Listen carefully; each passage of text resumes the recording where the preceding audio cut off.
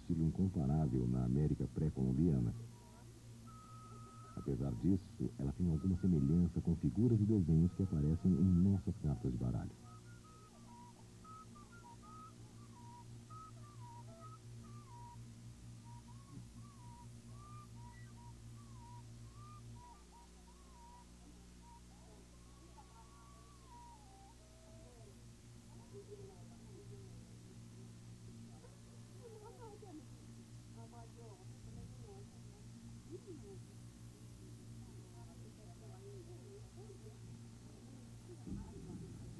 Seus rostos e algumas vezes o corpo eram cobertos por arabescos assimétricos, alternados com desenhos geométricos delicados.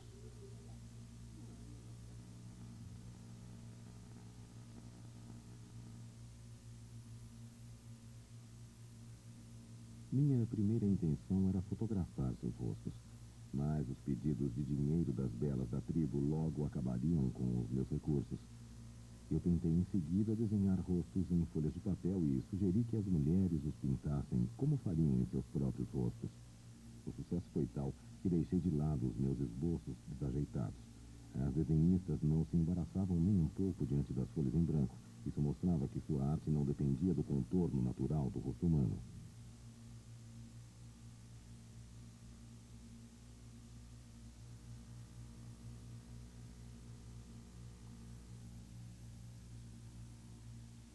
As mulheres usam dois estilos, um curvilíneo, mais utilizado para o rosto, e outro, geométrico, para o corpo.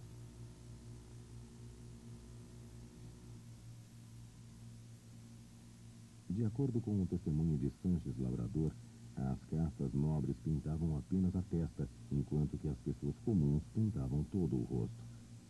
E naquele período apenas as mulheres jovens seguiam a moda. É raro, ele escreveu, encontrar mulheres velhas perdendo seu tempo com esses desenhos. Contentam-se com o que os anos gravaram nos seus rostos. O missionário se impressionava com o desprezo pelo trabalho do Criador e ficava imaginando por que razão os nativos tinham que alterar dessa forma a aparência do rosto humano. Seria para aplacar a fome que ficavam horas pintando seus arabescos ou para não serem reconhecidos pelos inimigos. Não importam os motivos. O fato é que era sempre um disfarce e ele se perguntava por quê. Apesar de sua aversão por esta prática, até ele tinha consciência de que essas pinturas eram primordiais para os nativos. Num certo sentido, eram um fim em si mesmas.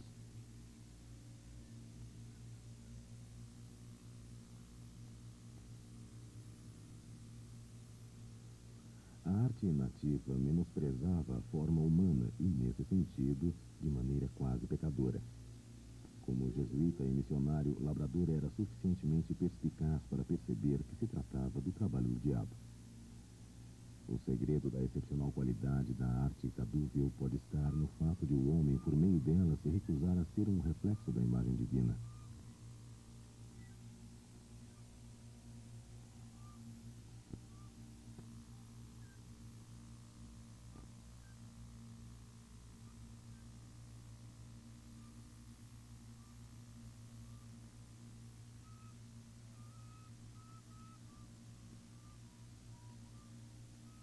Os Mbaia não tiveram oportunidade de resolver suas contradições ou, ao menos, de conciliá-las por meio de instituições. Mas o remédio que não conseguiram usar no nível social ou que se recusavam a considerar não lhes passava completamente despercebido. As contradições os assombravam de maneira insidiosa. E já que não conseguiam se conscientizar e vivê-las na vida real, começaram a sonhar e a traduzir isso para a arte de uma forma aparentemente inofensiva.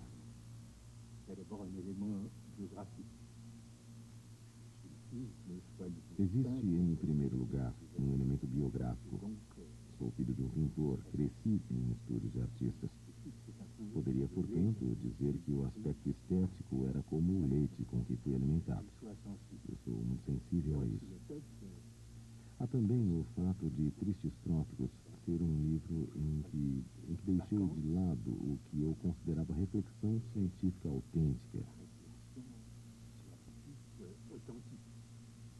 Consequentemente, eu pude me permitir incluir nele certas coisas que não caberiam, digamos, em estruturas elementares do parentesco.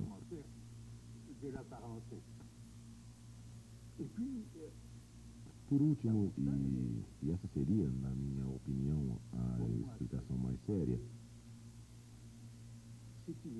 a necessidade de tentar captar os fenômenos humanos sob todos os ângulos, simultaneamente. Esse tipo de divisão entre, de um lado, o sensível e o estético, e do outro, o inteligível, que vem desde o século XVII.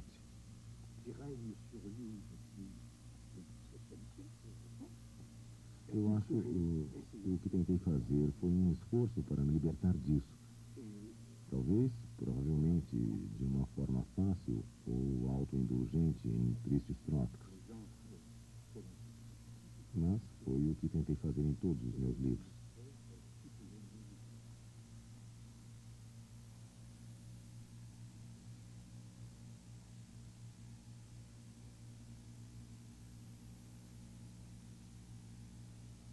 Civilização encantadora. As rainhas esboçam no rosto o sonho coletivo. Hieróglifos descrevem uma era dourada inacessível, exaltada por meio de seus enfeites. Como não tem códigos para se expressar, revelam seus mistérios da mesma forma que a nudez.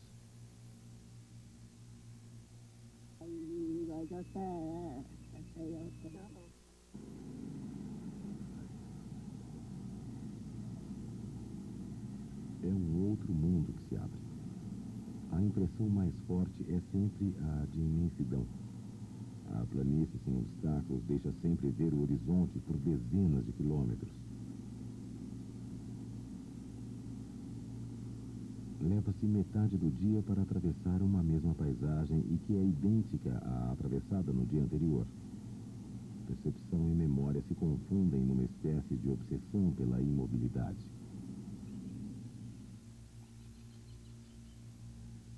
A aldeia de Quejara era uma das últimas onde os missionários salesianos não haviam desenvolvido muitas atividades.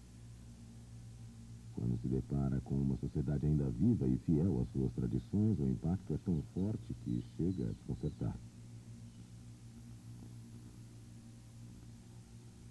Qual fio dessa meada multicolorida se deve seguir primeiro para tentar desembaraçar?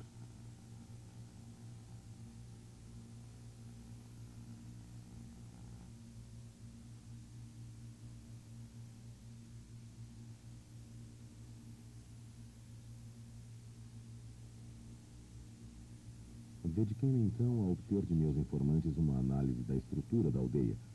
Passamos dias indo de casa em casa, fazendo o censo dos habitantes, determinando seu estado civil.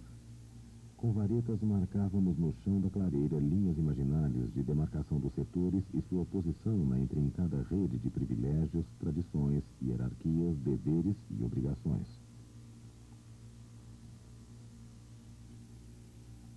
Vista do topo de uma árvore ou de um telhado, uma aldeia bororo parece uma roda de charrete.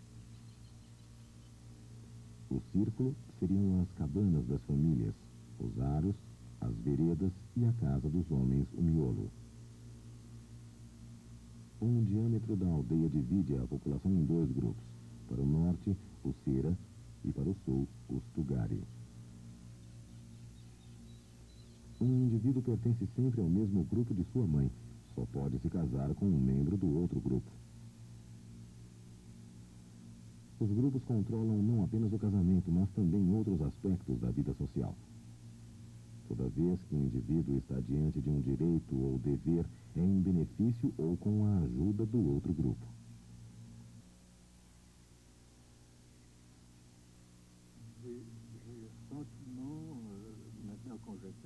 Eu tenho uma sensação, quando tento reconstituir agora a minha evolução intelectual, uma tarefa difícil, pois eu tenho péssima memória, de que sempre fui o que já era como criança, como diria o estruturalismo. Naturalmente, encontrar os Bororo, que são, eu diria, grandes teóricos estruturalistas, foi uma verdadeira bênção.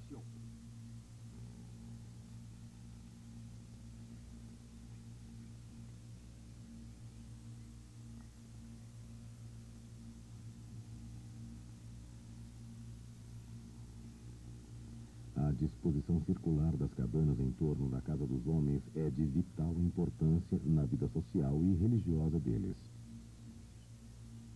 Na região do Rio das Garças, os missionários salesianos logo perceberam que a melhor maneira de converter os Bororo era fazê-los abandonar sua aldeia e ir para uma com as casas dispostas paralelamente. Sem referência, desorientados por falta da estrutura que garantia seu espaço nativo, os índios logo perdiam qualquer sentimento de tradição. Era como se seus sistemas sociais e religiosos, veremos que são indissociáveis, fossem muito complexos para existir sem um modelo que estava incorporado ao plano da aldeia. Em defesa dos padres salesianos, é preciso dizer que eles fizeram de tudo para compreender essa estrutura complicada e preservar sua memória.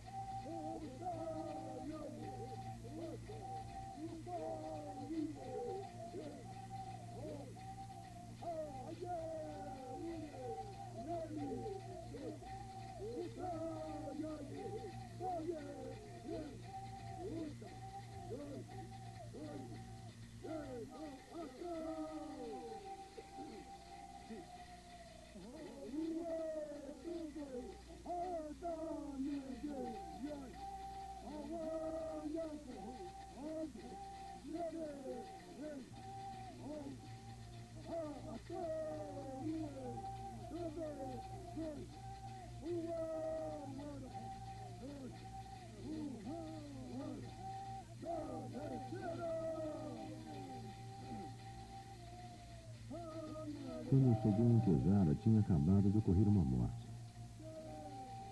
Do ponto de vista individual, toda morte é o momento de uma espécie de arbitragem entre o universo físico e a sociedade. As forças hostis que constituem o primeiro prejudicaram o segundo. É necessária uma reparação. Esse é o papel do canto fúnebre. Depois de ter sido vingado e redimido pela comunidade, a pessoa morta deve se integrar na sociedade das almas. Essa é a função do canto fúnebre, o qual eu tive a oportunidade de presenciar. As cerimônias fúnebres subsequentes se estendem por várias semanas, já que suas funções são extremamente diversas. Quando tudo estava pronto, eles foram para o local das danças. Não havia mais o caráter místico do princípio. O ato se transformava numa feira onde os jovens mostravam habilidades físicas num clima de suor, combates e zombarias. Esse esporte existia sob forma profana nas comunidades vizinhas.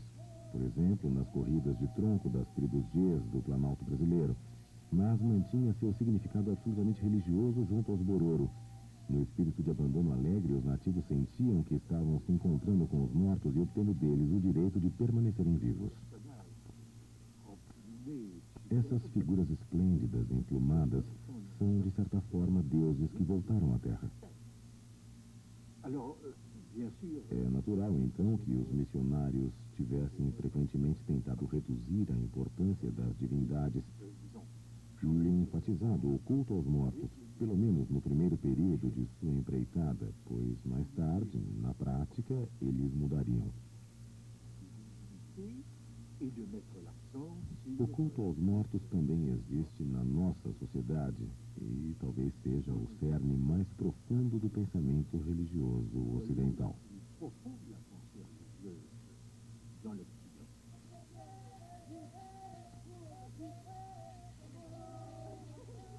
O maior contraste entre os mortos e os vivos caracteriza-se, em primeiro lugar, pela divisão dos cidadãos durante as cerimônias em atores e espectadores.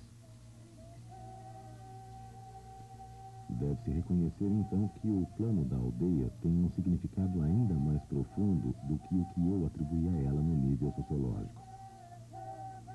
Os homens que vivem juntos na Irmandade do Baite Managueu simbolizam a sociedade das almas. As cabanas da periferia constituem a audiência dos vivos e a morada reservada a eles.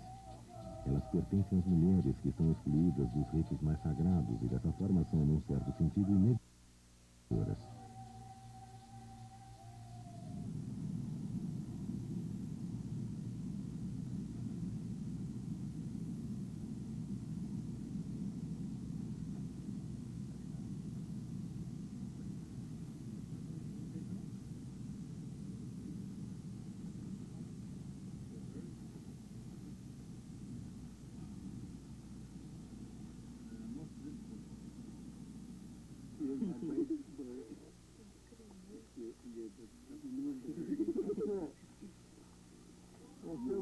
Tem um bolero que se chama Hugo, né?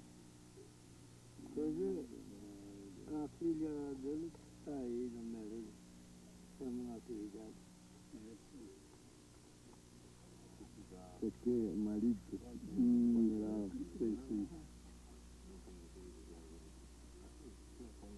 estrada do goleiro, marido do caminho da goleiro.